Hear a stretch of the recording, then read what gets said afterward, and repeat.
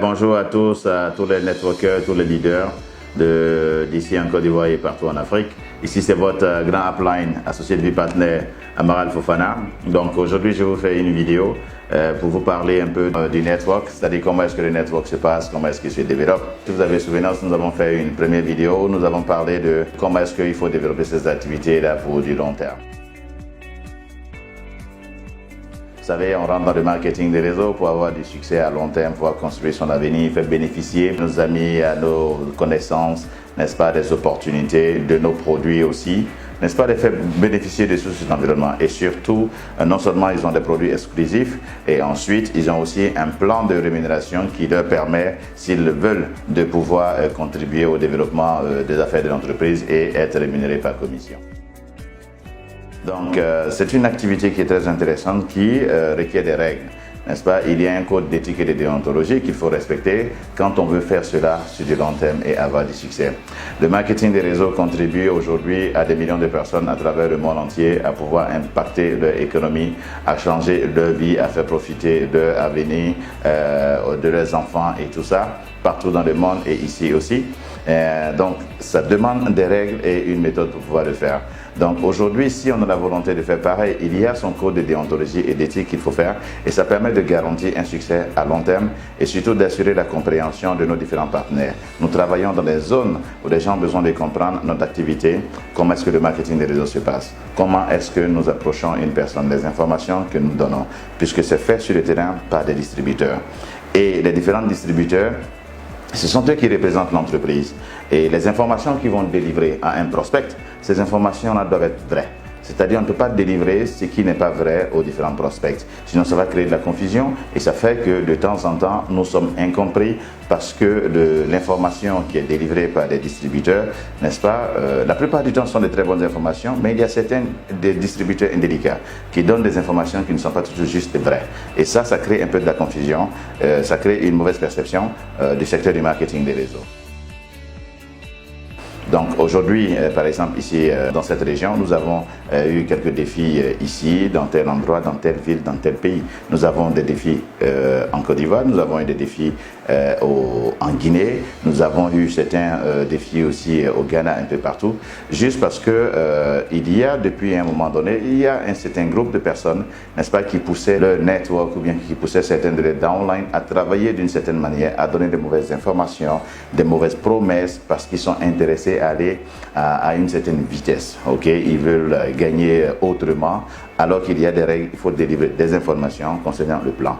Si la personne doit avoir tel niveau, il faut lui dire voici ce que tu vas être rémunéré comme commission.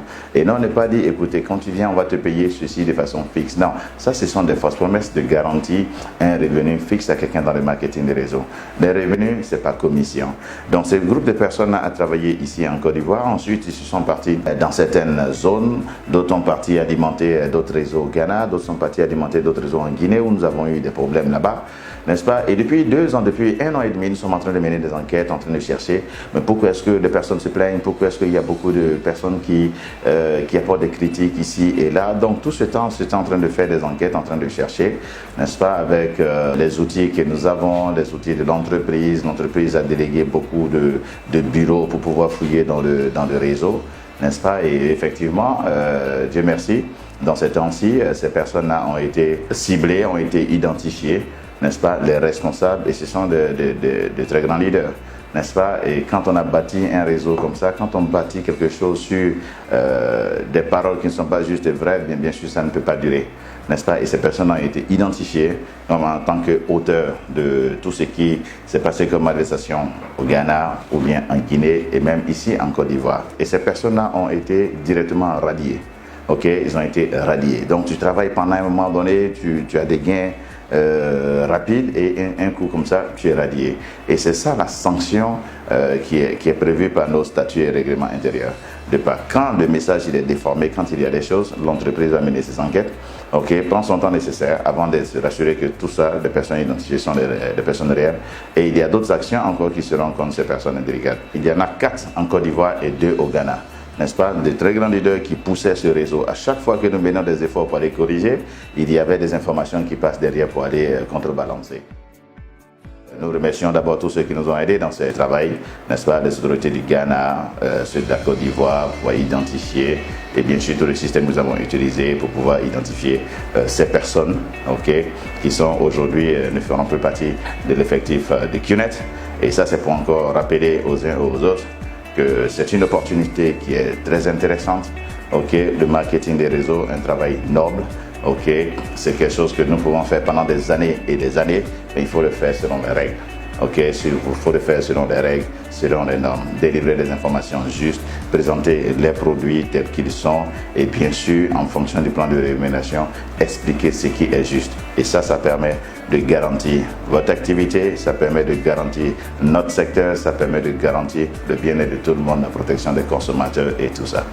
Donc nous travaillons encore sur l'amélioration de ce secteur.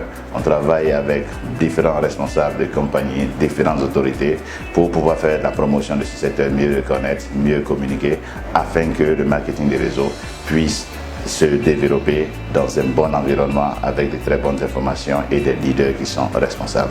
Donc voici un peu le message. Soyons éthiques, respectons les codes de déontologie et développons nos affaires dans les normes. Merci à tous, je vous aime de vie.